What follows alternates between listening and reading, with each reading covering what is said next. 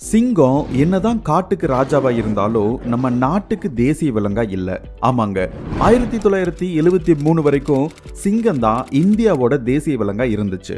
அதுக்கப்புறம் ஏன் பெங்கால் டைகர் வந்துச்சு? வாங்க அந்த சுவாரஸ்யமான தகவலை தெரிஞ்சுக்கலாம். இந்தியால குஜராத்ல கிர் நேஷனல் பார்க்ல மட்டும்தான் சிங்கம் இருக்கு. ஆனா புலி அப்படி இல்லைங்க, இந்தியா முழுமைக்கும் பரவி இருக்கு. நார்த்ல ஹிமாச்சல் பிரதேஷ்ல இருந்து சவுத்ல தமிழ்நாடு வரைக்கும் இருக்கு. வெஸ்ட்ல குஜராத்ல இருந்து ஈஸ்ட்ல அசாம் வரைக்கும் இருக்கு.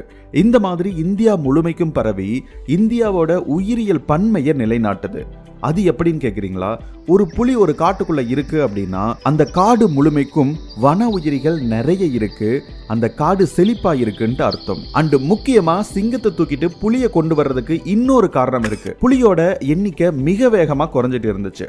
டைகர் ப்ராஜெக்ட் அப்படிங்கக்கூடிய ஒரு திட்டம் 1973 கொண்டு வந்து புலியினுடைய பெங்கால் டைகர்னுடைய எண்ணிக்கையை அதிகரிக்கணும் அப்படின்ட்டு ஒரு திட்டம் வந்ததும் இதுக்கு காரணமாயிருக்கு. இந்தியால அதிகமா வாழக்கூடிய the most iconic and majestic அனிமலா இருக்கக்கூடிய இந்த புலிய ஒரு ஐடென்டிட்டியா எடுத்துட்டு வரணும் அப்படிங்கிறதுக்காக இந்த ஒரு மாற்றம் அப்படின்றது சிங்கத்திலிருந்து புலிக்கு மாறி இருக்கு. அண்ட் இன்னொரு டேட்டா என்ன சொல்லுது அப்படின்னா, இன்னைக்கு இந்தியால கிட்டத்தட்ட 600 இருந்து 700 சிங்கம் தான் இருக்கு.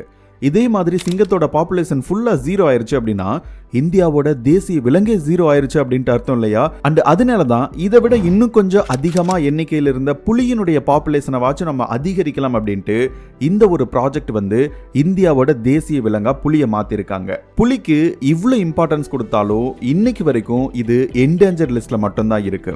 அதுக்காக சிங்கத்தை நம்ம கைவிடல. சோ இருக்கக்கூடிய எல்லா உயிரினத்தையும் பாதுகாக்கக்கூடிய ஒரு தலையாய கடமை நம்ம எல்லாத்துக்குள்ளயுமே இருக்கு.